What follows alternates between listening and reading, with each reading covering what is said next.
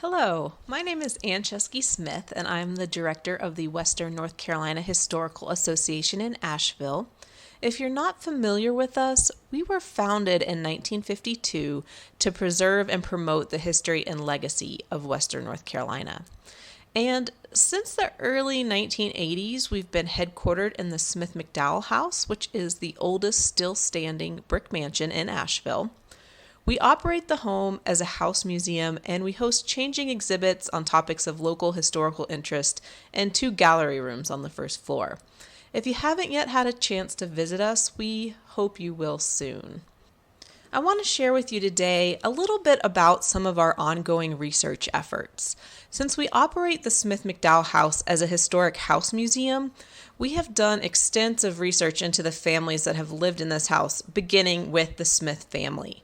But what has become apparent as we embarked on this research is that though the Smiths built and owned this house, they were certainly not the only people living here. But before we get to the people, it's important to understand the economics at the time. Building with brick in 1840 was almost unheard of in Asheville.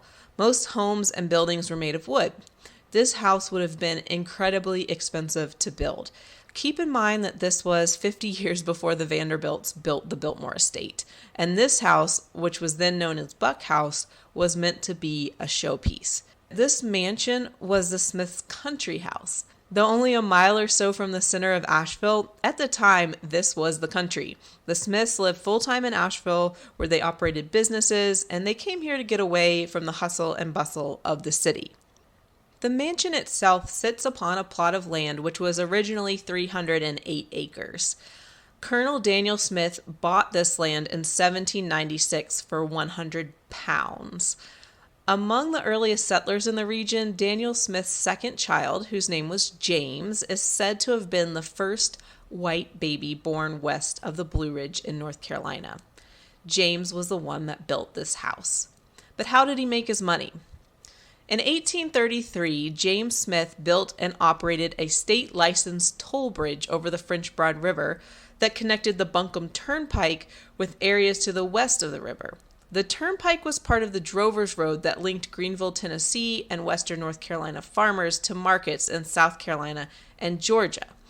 Smith's bridge brought in money that he then used to expand the general mercantile business that he ran with his son-in-law. Smith became one of North Carolina's most influential and leading businessmen. He owned a general store, a wagoner, a blacksmith, a tannery, a lumber yard, vast amounts of farmland, and the Buck Hotel in Asheville. At one time, he owned more than 30,000 acres across the county. Though no official records exist about the construction of Buck House, there is little doubt that people of African descent who were enslaved by the family constructed it. They certainly cared for the Smith family and their vast land holdings and businesses. Many of them likely lived on this property surrounding the house in small shacks. Now, if you've ever tried to do research on African Americans prior to emancipation, you know that written records are few and far between. From the 1850 census supplement, which was called the Slave Schedules, we see that James Smith owned at least 44 people, likely more than that because another 22 are listed under his agent. Now, the slave schedules list only the ages, sexes, and color, either black or mulatto, of enslaved people, enumerated under the name of the slaveholder. The most common place that we actually find the names of enslaved people are in either bills of sale or last wills and testaments. And this is certainly true for the people of the Smith family enslaved. Thanks in part to the Buncombe County Register of Deeds, who have digitized slave deeds, cohabitation records, land deeds, we do find a few mentions of people who were purchased and sold by the Smith family. But we haven't found many showing how Smith came to own most of the 70-plus people that he would enslave over his lifetime. It is likely that many of them were born to mothers enslaved by Smith, and by law then became his property. As a wealthy man, James Smith had an extensive will in which he parcels out his land, businesses, and his slaves to his children. It is in his will that we see the names and sometimes the occupations or the family relationships of the people that he held captive. At the time of writing the first draft of his will in 1850, Smith enslaved the following people: Bob, a tanner, Bob's wife Lydia and her children, Cy, a blacksmith, Bob Harden, Catherine, Betsy, Caroline, and Moses, George, a shoemaker, and his wife Louisa and her child William, George's sons Miles and Charles, Alfred, Lucy Ann, and Tom, who was a miller, Joe, a wagoner, and his wife Tilda, and her children, who were named Alfred, Joe, Mary, Jane, and Vina.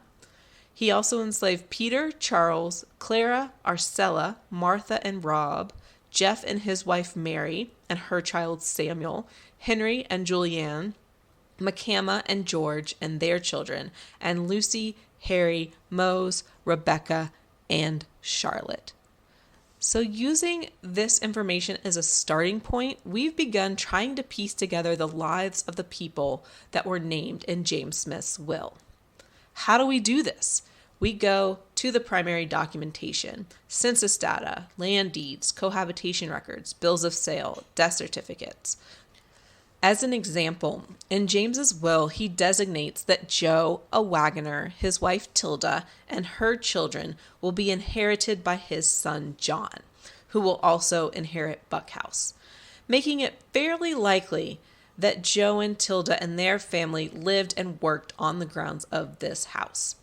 As a side note, children did take the status of their mother, so an enslaved mother could only bear enslaved children.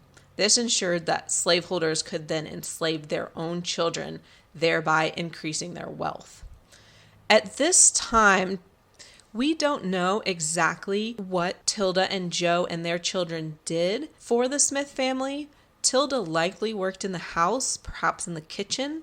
Joe, as a wagoner, likely transported goods in a horse-drawn wagon on a daily basis, perhaps transporting tan bark to and from the Smith's tannery. They had at least 5 children by 1850. Alfred, age 11, Joe, age 8, Mary, age 3, Jane, 2, and Vina, 1.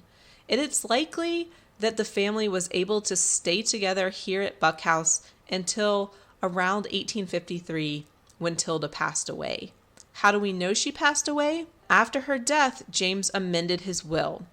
To make up for the loss of Tilda, he designates several other people to be given to his son John instead. Then in 1856, James dies. Joe and his children then pass on to James's son John. And if they hadn't been living at Buckhouse, they likely are now, because John inherits Buckhouse and he is the first person to really live here full time.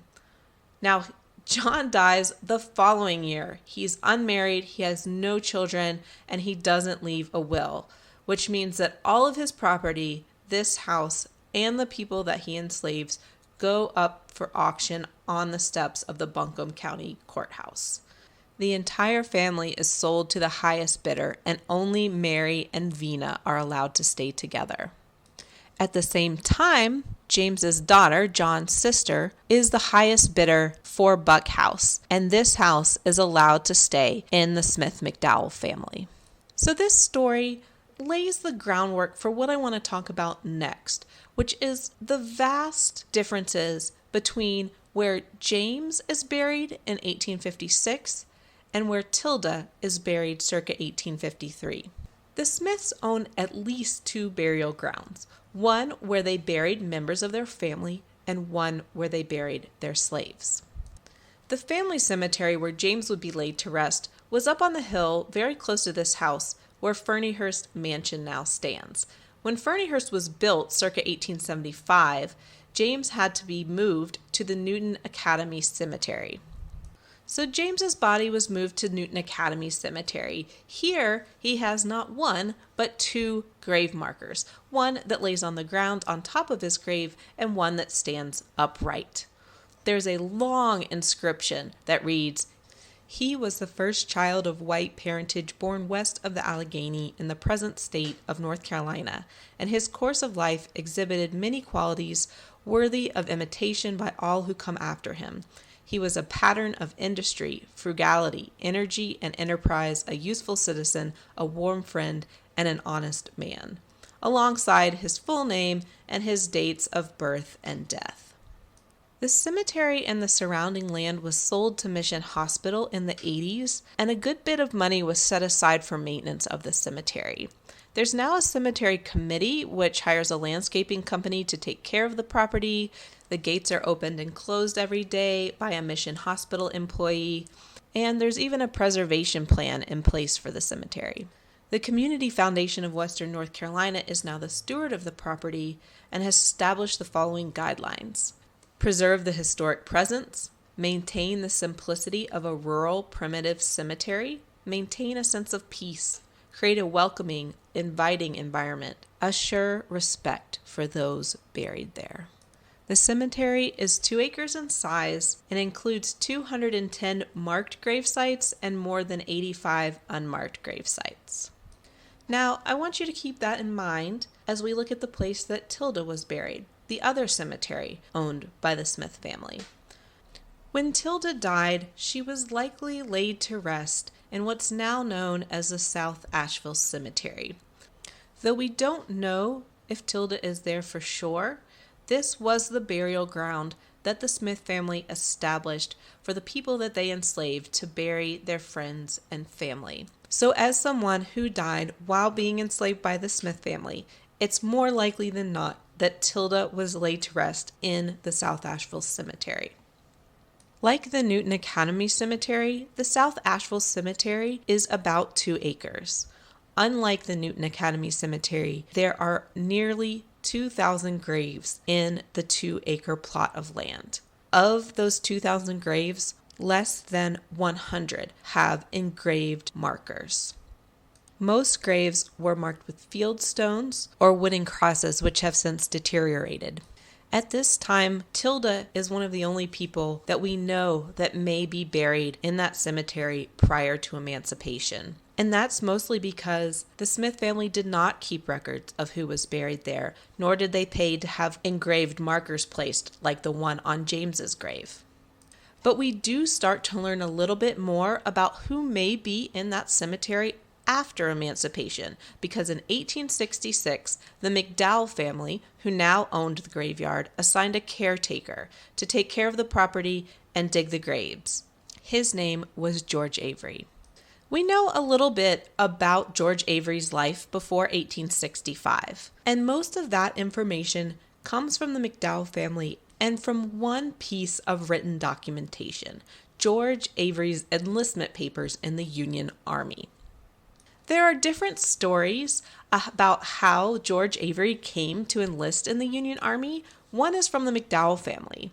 William Wallace McDowell was a Confederate officer, and in April 1865, he sees that the Confederacy is losing, and he tells George, who he enslaves at the time, and several other men, go to Tennessee, join up, and that way, when the war is over, you will earn a Union pension.